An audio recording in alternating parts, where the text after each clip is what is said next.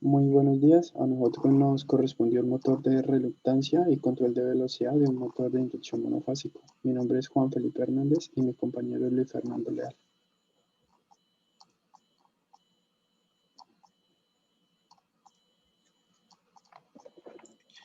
Buenos días. Eh, Hablemos un poco sobre motores de reluctancia. Para entender el principio por el cual se rige el funcionamiento de este tipo de máquinas, debemos recordar algunos conceptos básicos, como lo es el concepto de la reluctancia. ¿Qué es la reluctancia?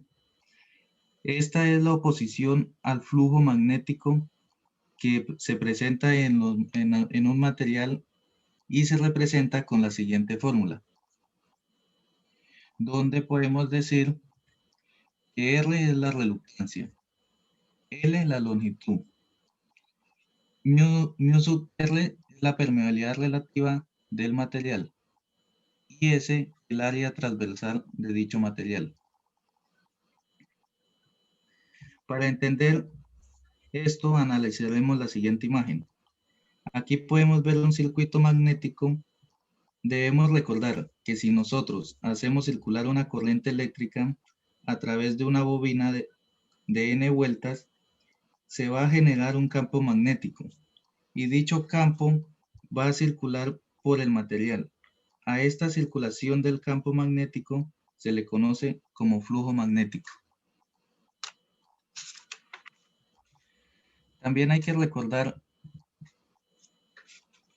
que la reluctancia depende directamente de las características del material. Podemos ver aquí de una forma análoga el circuito eléctrico de nuestro circuito magnético. En este podemos encontrar que el flujo sería el análogo a la corriente, la reluctancia el análogo a la resistencia y la fuerza magnetomotriz el análogo al voltaje. De todo esto podemos decir que cuando mayor sea la reluctancia de un material, más energía se requiere para establecer un flujo magnético a través de él. Esto es muy importante tenerlo en cuenta, ya que estas máquinas necesitarán una baja reluctancia. Principio del funcionamiento. Podemos ver un circuito un poco parecido al circuito anterior, solamente cambia en que ahora se le agregó una parte giratoria. Una vez energizada la bobina, sabemos que se generará un flujo magnético. Este flujo se efectuará un par reluctante sobre la parte giratoria, tendiéndola a alinearla con la parte estática. Pero ¿qué pasaría si queremos que esta parte giratoria nos dé una vuelta completa? Para esto tendremos que agregar otro circuito magnético. Al analizar esta imagen, podemos ver que obtenemos 4 pares reluctantes, de los cuales actuarán sobre la parte giratoria y así lograr que rote uniformemente.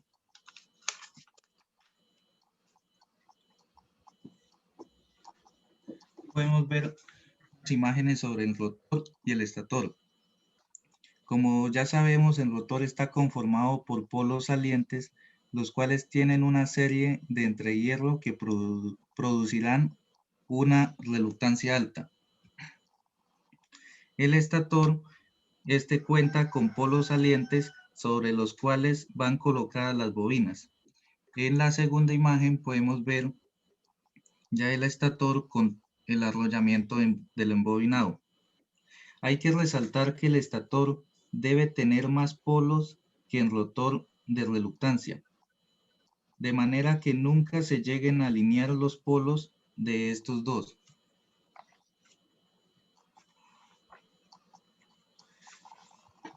Podemos ver ya el estator y el rotor conformando nuestra máquina, del cual es el motor de reluctancia, donde las bobinas se encuentran alrededor de los polos salientes y están conectadas en parte diametrales opuestas para formar las fases del motor.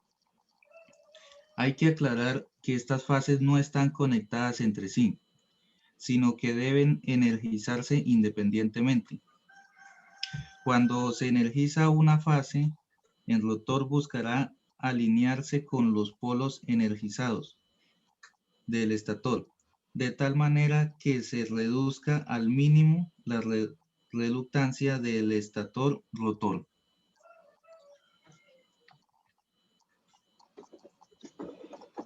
Bueno, control de velocidad de un motor de inducción monofásico. El control de velocidad, pues para un motor, sea monofásico o trifásico o polifásico, tiene muchas aplicaciones hoy en día a nivel de la industria y controlar su velocidad permite muchas aplicaciones, por lo que podemos controlar su curva característica y así podemos obtener beneficiosos frutos o aprovechar al máximo el rendimiento de este motor. El motor de inducción, puesto que solo hay una fase en el devanado del estator, ellos sufren una severa limitación y es porque el campo magnético de un motor de inducción monofásico no gira, en cambio oscila. Es decir, primero se agranda, luego se reduce, pero siempre mantiene la misma dirección puesto que no hay campo magnético del estator giratorio. Un motor de inducción monofásico no tiene par de arranque. El control de velocidad, eh, por lo general, se pueden controlar de la misma manera que los motores de inducción polifásicos. En el caso de los motores con rotores de jaula de ardilla, están disponibles las siguientes técnicas para variar o para tener un control sobre la velocidad de estos motores. Estas técnicas son las más aplicadas. Entonces, tenemos la variación de la frecuencia del estator, el cambio del número de polos, el cambio del voltaje aplicado en las terminales. Entonces, vamos a hablar un poquito de la primera variación de la frecuencia del estator. Entonces, la velocidad de rotación de sus campos magnéticos cambiará en proporción directa al cambio de la frecuencia eléctrica. ¿Por qué? Esto se debe a que la velocidad mecánica está muy cerca a la sincrónica y la sincrónica depende de la frecuencia eléctrica. Aquí podemos ver una curva en la parte de la izquierda, una gráfica de la curva característica de par velocidad a diferentes respuestas de frecuencia. Podemos ver que a una frecuencia de 108 Hz, su torque o el par inducido desarrollado es muy mínimo, pero tenemos una velocidad mecánica muy alta. Entonces, así mismo podemos controlar la variación de la frecuencia para obtener ya sea pares muy altos o pares muy bajos, velocidades muy bajas o velocidades muy altas. El punto de vacío sobre la curva de característica cambiará con ella. Entonces, la velocidad sincrónica en condiciones nominales se conoce como la velocidad base. Utilizando un control de frecuencia variable, es posible ajustar la velocidad del motor por encima o por debajo de la velocidad base. Eso se utiliza algo así similar a lo que tenemos acá en la figura de la derecha, un controlador de frecuencia variable. Vemos que a la entrada hay una onda sinusoidal y a la salida tenemos una señal alterna, pero que no es sinusoidal. Pero de esta manera podemos variar la frecuencia de entrada al motor y asimismo podemos desarrollar diferentes torques y velocidades. El cambio del número de polos es otro método para el control de la velocidad del motor de inducción. Existen dos métodos importantes para cambiar el número de polos en un motor de inducción, pero estos dos métodos son implicados entre sí, o sea, se desarrollan de la misma manera, el método de polos consecuentes y el devanado de estator múltiple.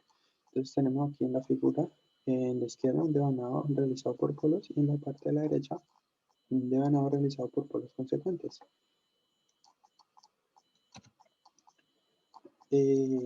Estos motores poseen devanados estatóricos específicamente diseñados para la variación de polos, mediante métodos de conmutación manual automática, en que los diversos devanados estatóricos primarios se conectan en combinación serie paralelo para desarrollar diferentes combinaciones de polos. Los motores de inducción de velocidades múltiples Son accesibles en combinaciones de velocidad síncrona doblada y cuadriplicada mediante la variación de sus polos. Entonces aquí podemos ver un devanado estático de dos polos, la imagen del centro, y mediante la variación de los polos y devanados estatóricamente que están diseñados para poder realizarse esa combinación serie paralela, podemos obtener diferentes velocidades. Este método pues presenta unas ventajas y es que tiene un elevado rendimiento a cualquier ajuste de la velocidad, buena regulación de la velocidad para cualquier ajuste de la misma, simplicidad de control en la obtención de cualquier velocidad determinada mediante la conmutación manual automática, reguladores de velocidad auxiliares asociados al motor relativamente baratos. Como método de control, solo puede utilizarse para producir velocidades relativamente fijas de 600, 900, 1200 y 1800 RPM para motores de inducción cuya velocidad varía solo ligeramente del 2 al 8% desde vacío a plena carga. La variación polar se emplea primordialmente donde se desee obtener la versatilidad de 2 o 4 velocidades relativamente constantes que estén ampliamente separadas. Entonces, un ejemplo práctico donde podríamos encontrar este tipo de controles es en taladradoras para perforar materiales de diferente dureza y grosor. El control de voltaje aplicado es otro método. El par del motor de inducción bajo condiciones de arranque y de marcha, pues depende mucho del voltaje al cuadrado que se le aplique al estator. Entonces aquí podemos ver en la parte de la derecha la curva característica y vemos tres señales o tres estados en los que el voltaje varía y de esta manera, de acuerdo al comportamiento de la carga, podemos ver que podemos obtener pares inducidos muy bajos como velocidades muy grandes o cerca de la velocidad síncrona. Para una carga determinada, reduciendo el voltaje de línea, pues se reduce el par inducido y pues la reducción del par produce un incremento del deslizamiento, aunque reducir el voltaje de línea y el par como método de incrementar el deslizamiento sirve para controlar la velocidad hasta cierto grado en motores monofásicos de inducción pequeños, como motores de ventilación. Este método de cambio de la resistencia del rotor no aplica no es muy común encontrarlo, pero es un método en el cual también se puede controlar la velocidad del motor. Y es que en los motores de inducción con rotor de ganado es posible cambiar la forma de la curva característica por medio de la inserción de resistencias extra en el circuito del rotor de la máquina. Este método presenta pues ciertas ventajas y es que permite una variación de la velocidad sobre una amplia gama por debajo de la velocidad síncrona del motor. Tiene una simplicidad de funcionamiento tanto desde el punto de vista manual como automático. Los costos iniciales y de mantenimiento son bajos para reguladores manuales y automáticos, pero presenta inconvenientes y esos inconvenientes son que tiene un bajo rendimiento debido al aumento de las pérdidas de la resistencia del rotor a grandes valores de deslizamiento. Estas pérdidas son casi las totales. Otro inconveniente es la pobre regulación de la velocidad.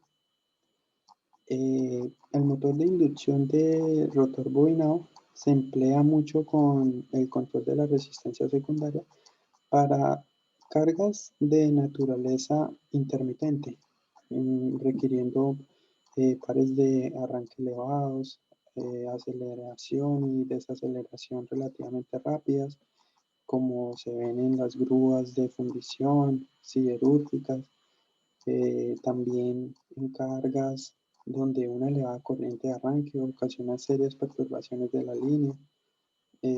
A este método de control también se le denomina control del deslizamiento a la variación de la resistencia secundaria del rotor. Bueno, estas son nuestras referencias. Gracias por la atención prestada y que tengan un buen día.